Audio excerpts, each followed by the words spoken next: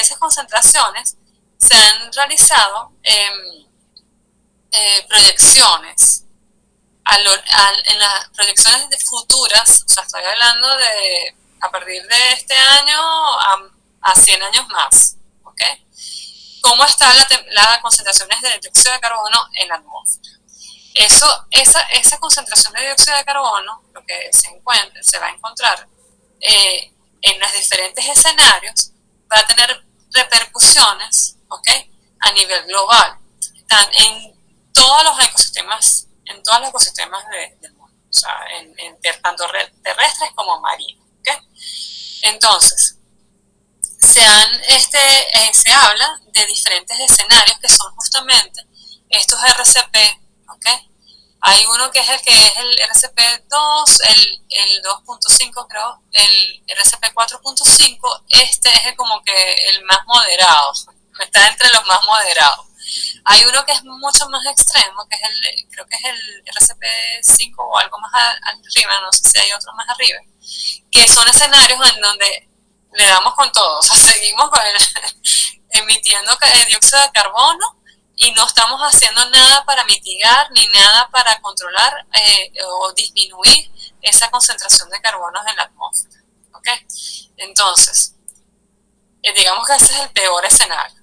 Este que está, el RCP 4.5 es el moderado. Digamos que, bueno, estamos aquí y si no nos mantenemos así, produciendo y tratando de hacer algo que podamos disminuir o mantener, ese es el escenario que vamos a manejar, ¿no? Y en años futuros y muy próximos, se los comento.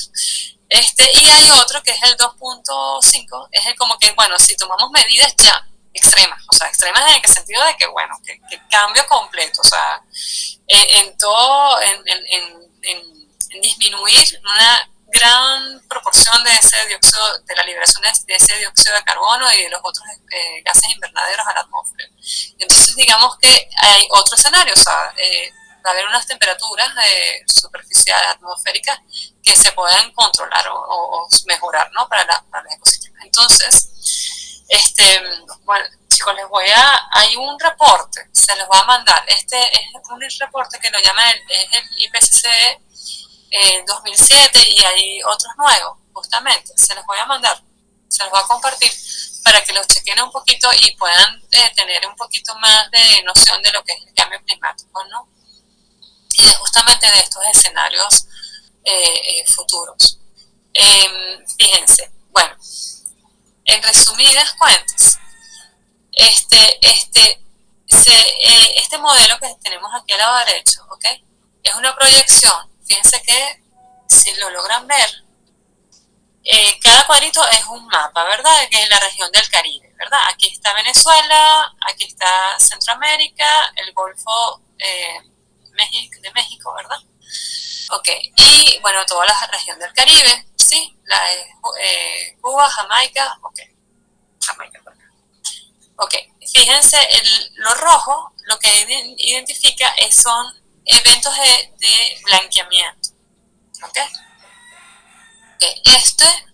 Cada mapita corresponde a proyecciones del evento de blanqueamiento bajo el escenario 4.5, ¿ok?, en diferentes años. ¿Ok? Entonces, el primero que está de arriba es el año 2030. El siguiente, el del medio, es del año 2050 y el del año 2069 es el último del de abajo, ¿verdad? Entonces, fíjense, lo que quiero que les quede acá es que como estas manchas rojas, que son los eventos de blanqueamiento masivo, que se están proyectando para los diferentes años, fíjense cómo ha aumentado, ¿no? O está aumentando su área, ¿no? ¿Sí o no? Fíjense aquí. 2030, pues, ¿dónde están los eventos? ¿Qué es lo que se espera? Los eventos masivos es justamente en las zonas de Florida, en el Golfo de México y lo que es esta zona central del Caribe, ¿no? Pero también tenemos por acá, que es la parte sur del Caribe y en la zona del Pacífico también. pero vamos a concentrarnos en el Caribe. Fíjense que ¿qué tiende a ser? Que va a aumentar, es lo que se espera, ¿no? Esas son las proyecciones. ¿Ok?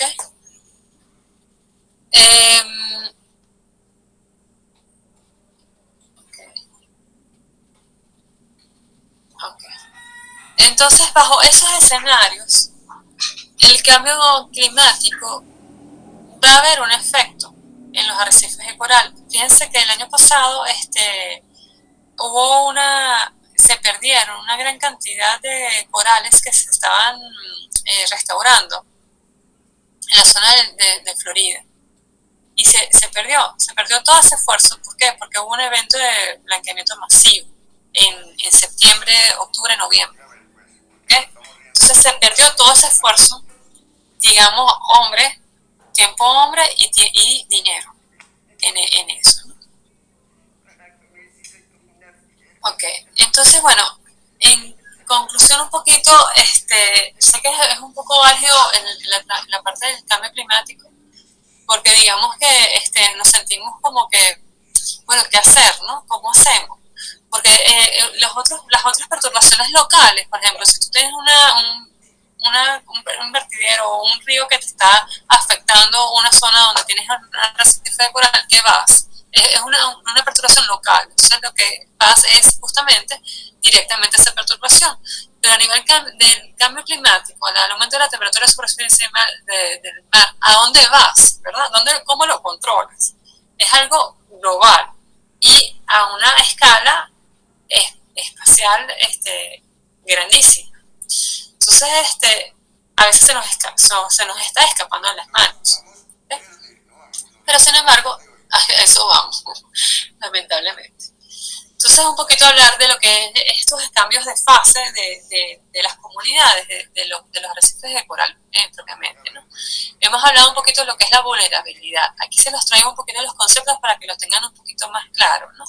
Lo que es la vulnerabilidad,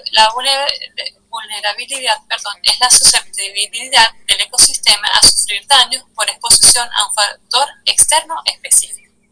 Entonces sabemos que hay comunidades o hay ecosistemas que son más vulnerables que otros. Uno de ellos, entre ellos hemos hablado de los arrecifes de coral, ¿verdad? La resiliencia, ¿ok? Que es una palabra que está muy de moda, pero justamente a veces la usamos y no sabemos el concepto ecológico que tiene, ¿no? La resiliencia es la capacidad del ecosistema en recuperarse, es decir, regresar a una estructura similar anterior a la perturbación después de una desviación inicial. Es justamente cuando, digamos, esta pelótica vuelve a bajar a su estado estable. ¿Okay? Este bajón es justamente la resiliencia. ¿Okay? Y el cambio de fase o de estado es una transición brusca del cambio de la diversidad y abundancia de especies, la composición de la comunidad y la organización trófica, dejando al ecosistema en un estado estructural diferente. ¿Okay? Entonces es justamente lo que con esta gráfico, en esta foto, encontramos, lado izquierdo, una comunidad dominada por corales esclerantínidos, pasó a un cambio de fase, o está cambiando de fase, a una comunidad dominada por algas. ¿Se acuerdan de estas fotitos? ¿Okay? Entonces estaba de un estado estable a otro, por una perturbación, ¿no? ¿Sí? ¿Cómo podría, qué pasaría? Okay? Tal vez si esa perturbación, digamos, si ese estado de fase de esa comunidad, tal vez se encuentra en la lomita o en el umbral, digamos acá, ello podría tener como que dos opciones: regresar a su estado, que es justamente la resiliencia, o cambiar a otro estado estable. ¿Okay? ¿Qué es lo que se está viendo ahorita? Bueno, ver cómo ayudar a los arrecifes de coral que están ya subiendo este umbral, ¿verdad? Cambiando de esta fase, a regresar a su estado original. ¿Okay? Eso, ¿cómo se está haciendo? Perdón.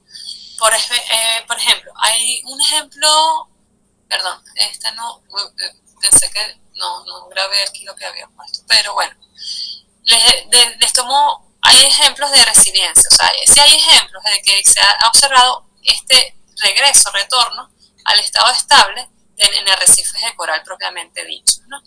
Hay un ejemplo que fue en realizado, escrito por Jim Moore y colaboradores en el 2013, donde un arrecife aislado, de no está cerca de zonas con alta población humanas, ¿okay? Es un arrecife aislado. En Australia Occidental se recuperó de un evento de blanqueamiento masivo del evento de blanqueamiento del 98. En 12 años, o sea, él se recuperó después de este evento, 12 años después. Y esto se recuperó naturalmente, ¿ok? Fue autorreposición de reclutamiento del hábito. ¿Qué es lo que se está observando? O sea, ¿cómo puedes, que también se ha evaluado y hay trabajos que ya se han realizado, que, fíjense, los eventos de blanqueamiento, por ejemplo, se ha observado que hay sitios o zonas donde el evento de blanqueamiento es mayor y hay otros arrecifes que no se han afectados, no se han visto afectados tan negativamente, ¿no? Entonces, esos arrecifes justamente sirven como ¿cómo es? La palabra en inglés y no en español. Van a dar ¿cómo es que se dice? Van a proporcionar larvas de corales que pueden llegar a estos arrecifes que fueron afectados, ¿ok? Y pues justamente pueden ser otra vez colonizados y pueden volver a ser otra vez a conformar un arrecife de coral tener una resiliencia. O sea, justamente es la parte de fuentes y sumideros, ¿ok? Hay sitios, por ejemplo, las áreas protegidas marinas. ¿Por qué uno protege áreas específicas, verdad? Y porque hay unas áreas específicas que son protegidas y otras no. O sea, es una pregunta que les quiero hacer. O la estoy haciendo. Porque uno dice, bueno, Morrocoy es un área protegida, ¿Por qué hay que proteger, por ejemplo, bajo el nombre de un parque nacional, verdad? Por ejemplo, a Morrocoy. Pues se supone que cuando se decretan áreas protegidas es porque albergan una biodiversidad de gran importancia que no se encuentra en otro lugar y por ese motivo se crean áreas protegidas. Exacto, pero fíjate que también en las áreas protegidas tú tienes zonas, ¿ok? ¿Cómo se llaman? Son zonas como...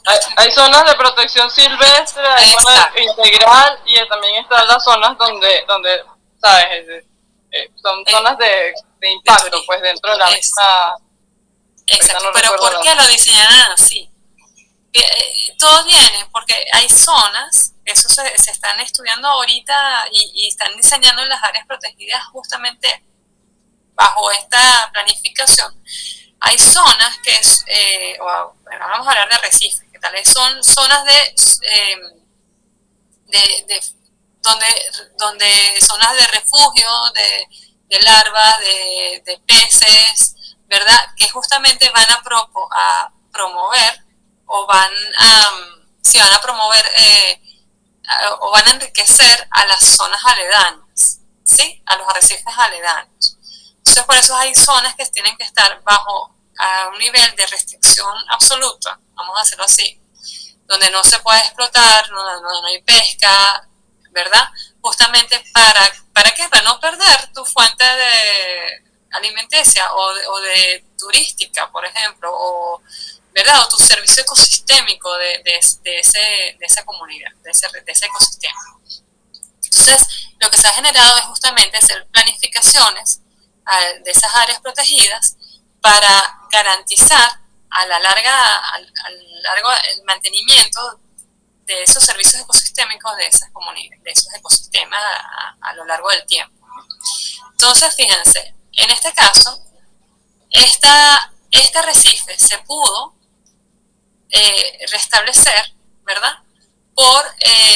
Sirvió como sumidero, o sea, llegaron larvas de otros arrecifes que tal vez no fueron tan afectados y se recuperó de forma natural. ¿Okay? Eso es un ejemplo de resiliencia. Ahora bien, la resiliencia, ¿ok? Que es justamente ese, para no cambiar de fase, de estado de fase, ¿verdad? Hay factores que promueven la resiliencia y hay otros factores que desfavorecen la resiliencia. Vamos a hablar de los que favorecen, ¿verdad?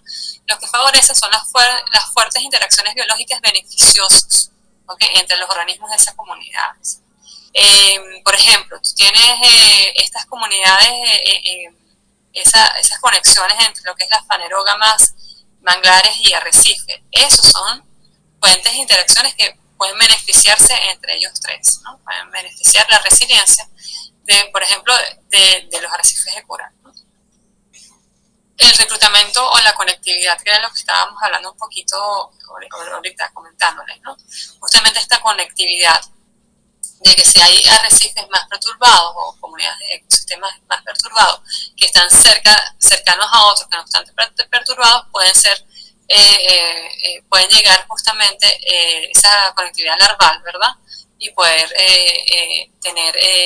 mantener esa resiliencia, o sea, que esa comunidad no cambie a otro estado, a un nuevo estado estable. El entorno físico, o sea, en general, si tú tienes bueno, todos estos están como ligados, la gran cantidad de hábitat después de la perturbación. Por ejemplo, si pasa un huracán y solamente afectó unas especies una específica o un área específica del arrecife de coral, ¿verdad?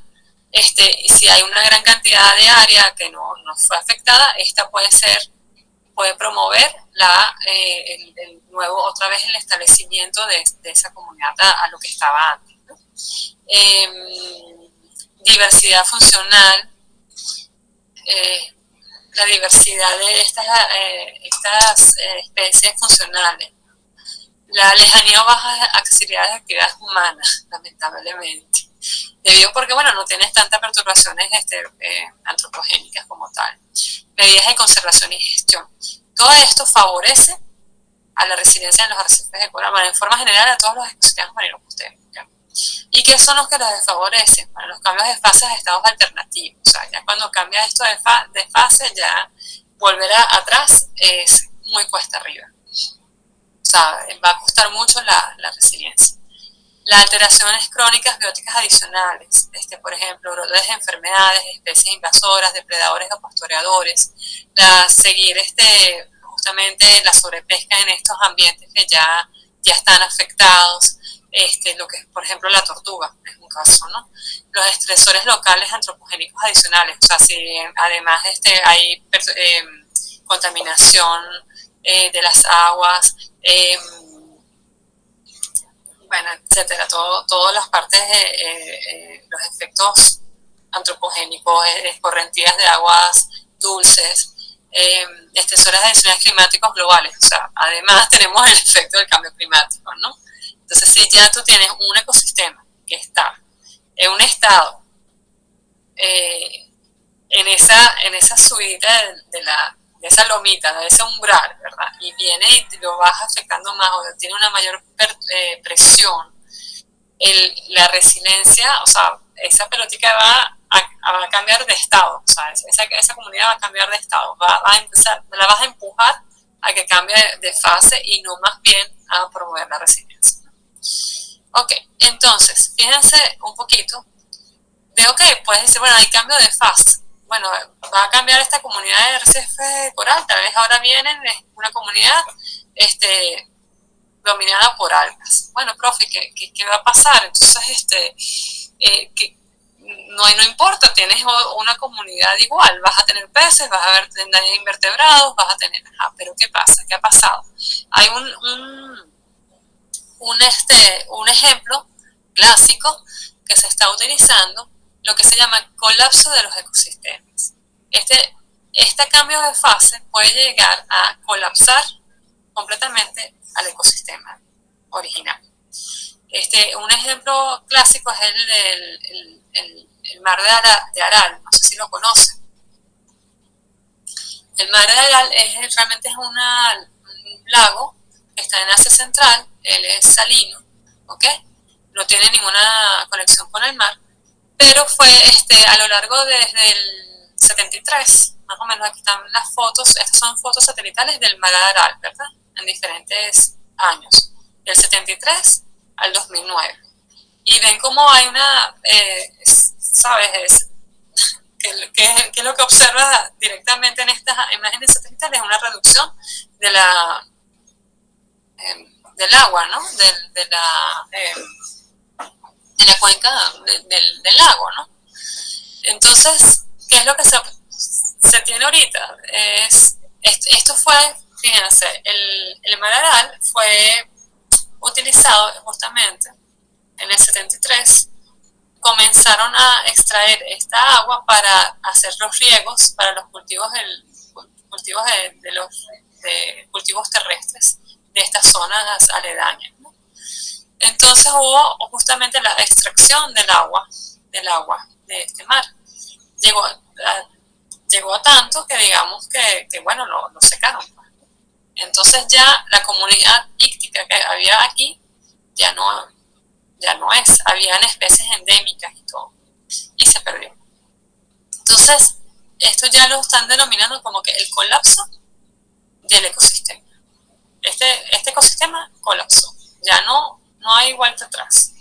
Se están haciendo ahorita, he leído, recientemente se está tratando de hacer hacer manejos o poder tratar de que haya una mejoría o sea, que tratarlo de regresarlo a su estado original, pero bueno, es cuesta arriba. O sea, todo esto estamos hablando de plata y tiempo, ¿ok? Entonces, fíjense, ¿cuáles son las características de un ecosistema colapsado, ¿no? Que no tiene la biota que lo caracteriza y tampoco es capaz de mantenerla, ¿ok? Es la pérdida de biodiversidad. Su función cambia y por lo tanto los servicios ecosistémicos desaparecen. O sea, ya no tienes esta función, estos servicios que estaba dando el mar anteriormente, por ejemplo, ¿no? Los valores materiales e inmateriales asociados desaparecen, por esto el bienestar humano también se perjudica. Bueno, claro, si estás perdiendo todos los servicios ecosistémicos, estás afectando justamente a todo el bienestar humano que estaba dependiendo de estos servicios, ¿no? Que daban de esa comunidad. Fíjense, un caso aquí, por ejemplo, el otro día estábamos comentando varias profes, lo que es el Parque Nacional Morrocoy.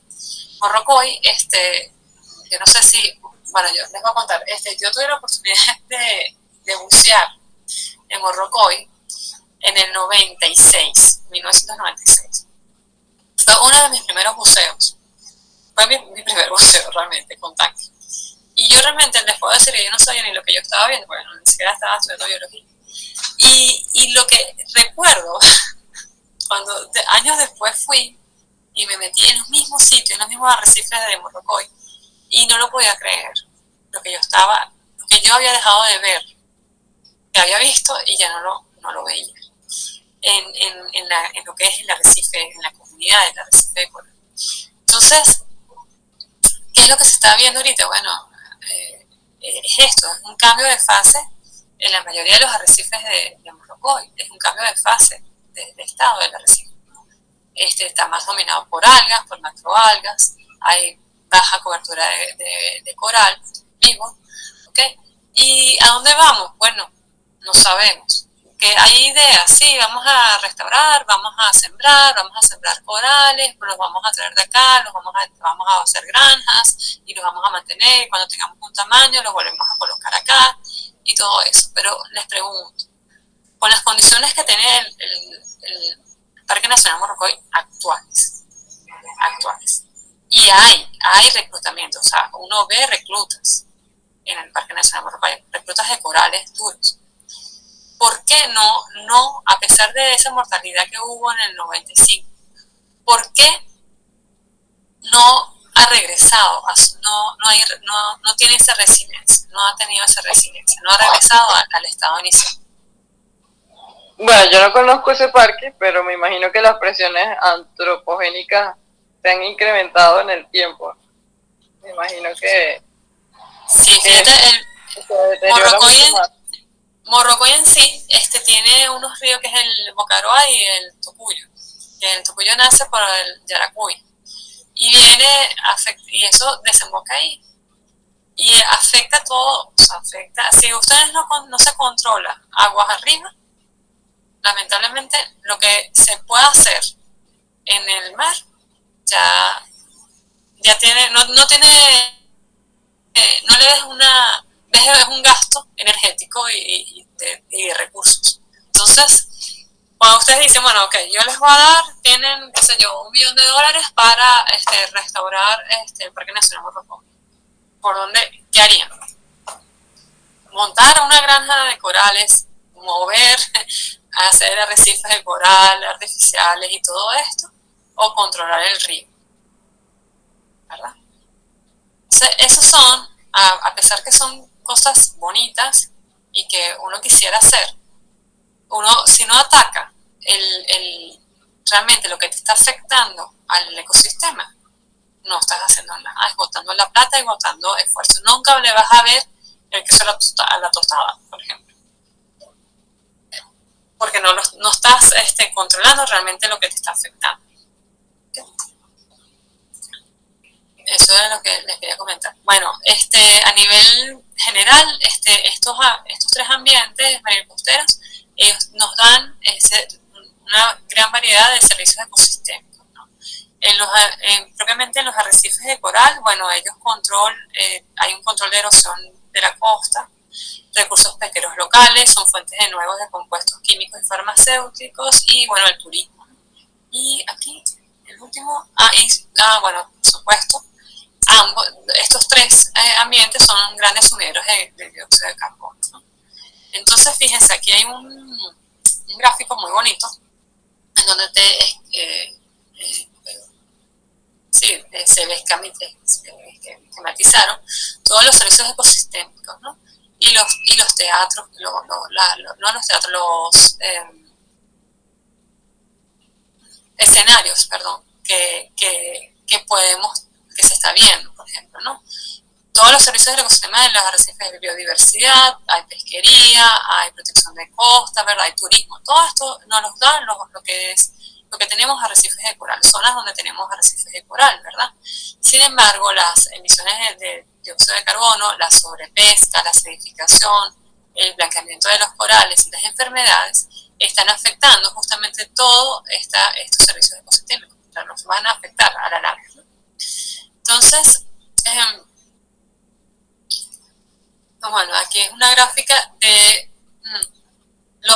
bueno, es una gráfica, se las comparto aquí rapidito, es todos los beneficios económicos, ¿ok?, producidos de los servicios ecosistémicos, de los arrecifes de coral.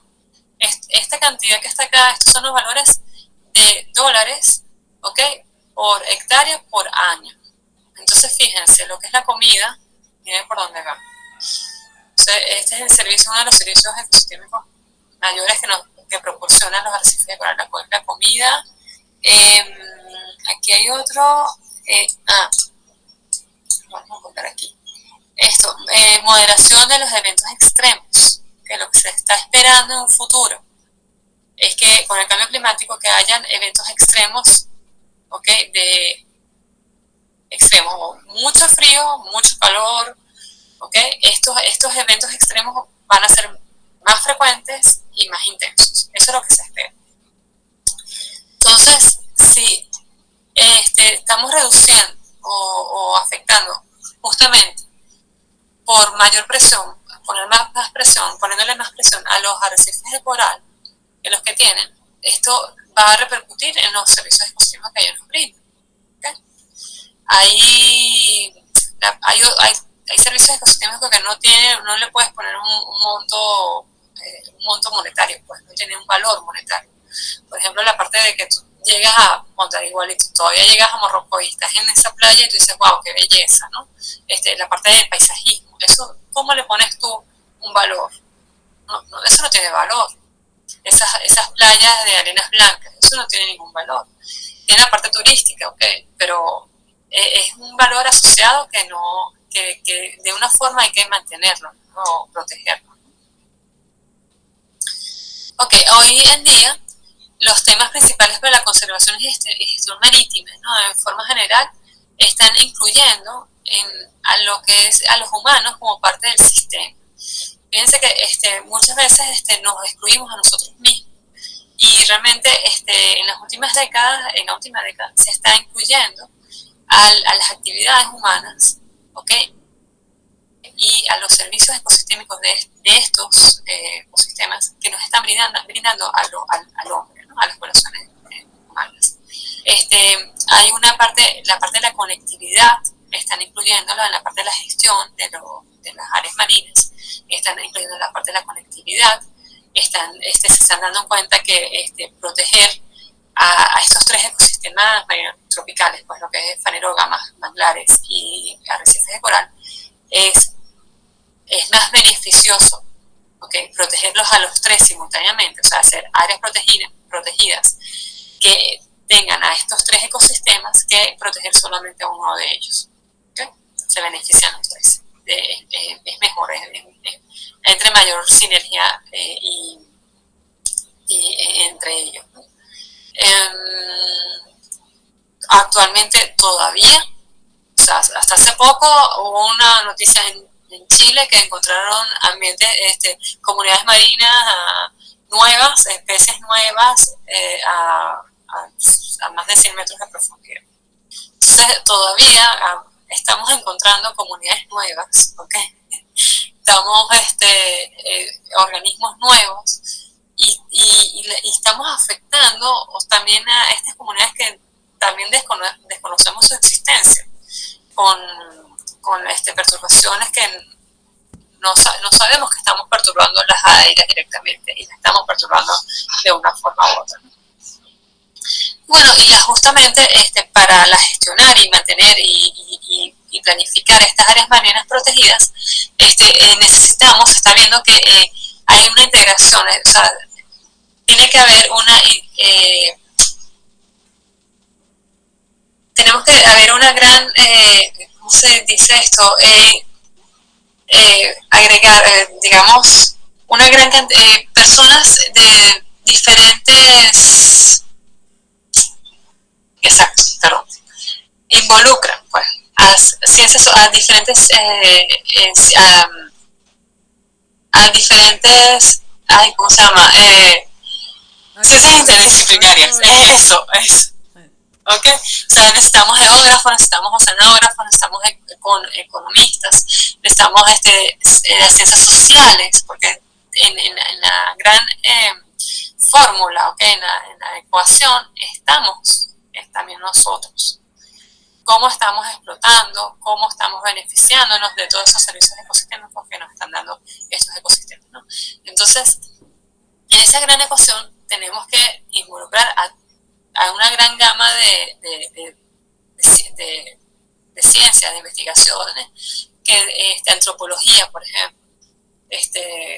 Hay sitios en el Caribe que son históricos, o sea, hay cosas que tenemos, hay registros antropológicos que están está en nuestra historia como humanos, ¿no? Cómo nos hemos beneficiado o hemos dejado marcas en esos ambientes a lo largo de las eras humanas. Bueno, ¿cuáles son las direcciones de trabajo futuros en lo que es hablar de lo que es las áreas marinas protegidas y conservación? Que aquí les dejo estas preguntas, ¿no? Sé que muchos de ustedes trabajan directamente no son funcionarios de entes gubernamentales, ¿no?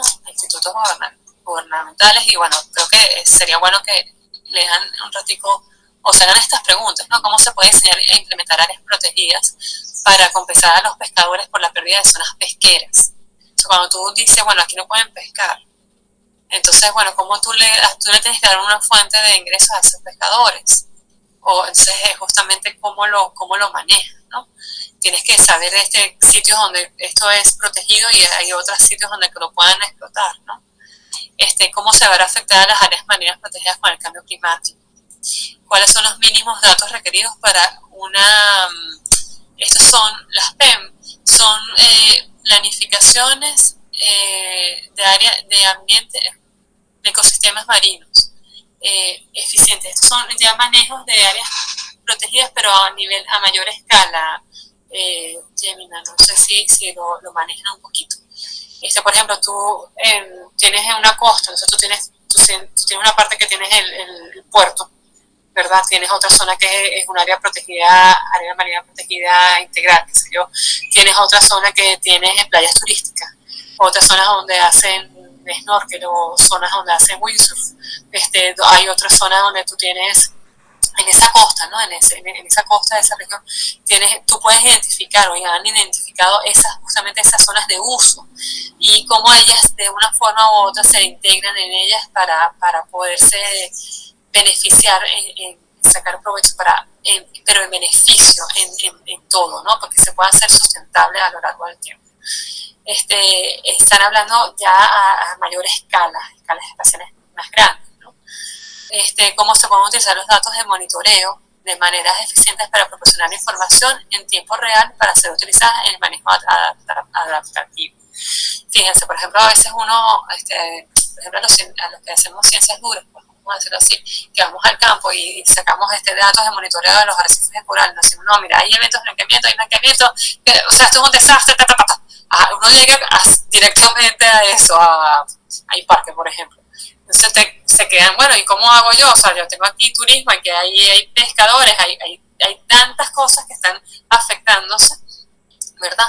Pero ¿cómo se pueden integrar? Es la forma, ¿no? Es usar esos datos científicos, esos datos que podemos promover, que son los que realmente es nuestra función como científicos, es dar esos datos justamente para el monitoreo, para el manejo de esas áreas marinas protegidas.